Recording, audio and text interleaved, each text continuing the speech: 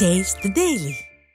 விழுப்புரம் மாவட்டம் மேல்மலையனூர் சுற்றுவட்டாரத்தில் கடந்த 2 நாட்களாக பெய்த மழையில் பயிர்கள் சேதமடைந்ததால் விவசாயிகள் வேதனையில் ஆழ்ந்துள்ளனர். கூடுவாம்பூண்டி ஊராட்சிக்கு உட்பட்ட ஆர்காம்பூண்டி கிராமத்தில் கால்வாயில் உடைப்பு ஏற்பட்டு அறுவடைக்கு தயாராக இருந்த பயிர்கள் முழுவதும் சேதமாகியது. இதனால் பெருத்த நஷ்டமடைந்த விவசாயிகள் தங்களுக்கு உரிய நஷ்ட ஈடு வழங்க அரசுக்கு கோரிக்கை விடுத்துள்ளனர். முன்னதாக ஆர்காம்பூண்டி வாய்க்கால் தூர்வாரப்பட வேண்டும் என்று பலமுறை வலியுறுத்தியும் அதனை ஆளும் தரப்பினர் காதில் போட்டுக் கொள்ளவில்லை. இந்நிலையில் தற்போது வெள்ளம் வடிந்த பின் அணை போடுவது போல பயிர்கள் பாதிக்கப்பட்ட பின் வாய்க்காலை தூர்வாருவதாக விவசாயிகள் குற்றம் சாட்டுகின்றனர். திமுக இருக்கிறதுனால அவங்களுக்கு சாதகமாக இருக்கிற கிளை செயலாளர் பக்கம் அந்த பக்கம் தான் செஞ்ச ஓடையை தான் செய்கிறாங்க கோசம்.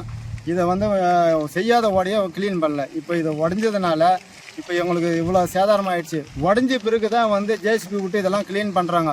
இது இப்போ க்ளீன் பண்ணி நாங்கள் என்ன பண்ணுறது? இதை முன்கூட்டியே நாங்கள் சொல்லும் போதே இந்த ஓடையை சரி பண்ணுங்கன்னு சொல்லும் போதே செஞ்சுருந்தாங்கன்னா எங்களுக்கு இவ்வளோ சேதாரம் ஆகிருக்காது எங்களுக்கு. அதனால் இது இப்போ ஒரு 5-6 ஏக்கரா எங்களுக்கு நஷ்டமாயிடுச்சு.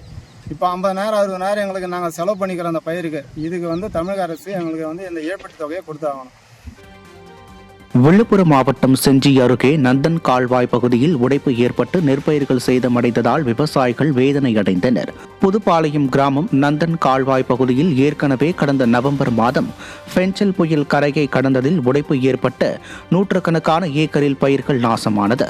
இதைத் தொடர்ந்து நந்தன் கால்வாயை சீரமைக்க வேண்டும் என விவசாயிகள் கோரிக்கை வைத்தனர். ஆனால் ஸ்டாலின் அரசின் நீர்வளத்துறை அதிகாரிகள் இதனை முறையாக சீரமைக்க தவறியதால் நந்தன் கால்வாய் சந்திப்பு பகுதியில் தற்போது உடைப்பு ஏற்பட்டது.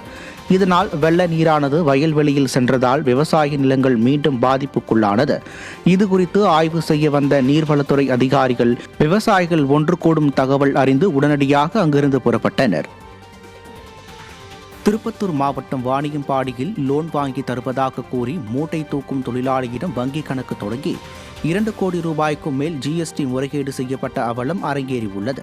பெரியபேட்டை பகுதியைச் சேர்ந்த முனவர் பாஷா என்பவரின் நண்பர் மகன் காசிப் அகமதின் என்பவர் வங்கியில் கடன் வாங்கி தருவதாக கூறியதை நம்பி பான் கார்டு, ஆதார் கார்டு உள்ளிட்டவைகளை கொடுத்துள்ளார். மேலும் பல படிவங்களில் கையெழுத்து வாங்கி சேமிப்பு கணக்கு தொடங்கியுள்ளார்.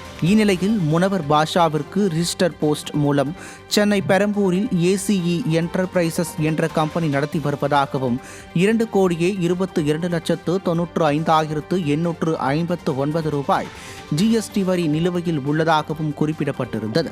இதனால் அதிர்ச்சியடைந்த முனவர் பாஷா ஜிஎஸ்டி முறைகேட்டில் ஈடுபட்ட காசிப் அகமது, சையத் புரான், சல்மான் ஆகியோர் மீது நடவடிக்கை எடுக்க கோரி புகார் அளித்துள்ளார்.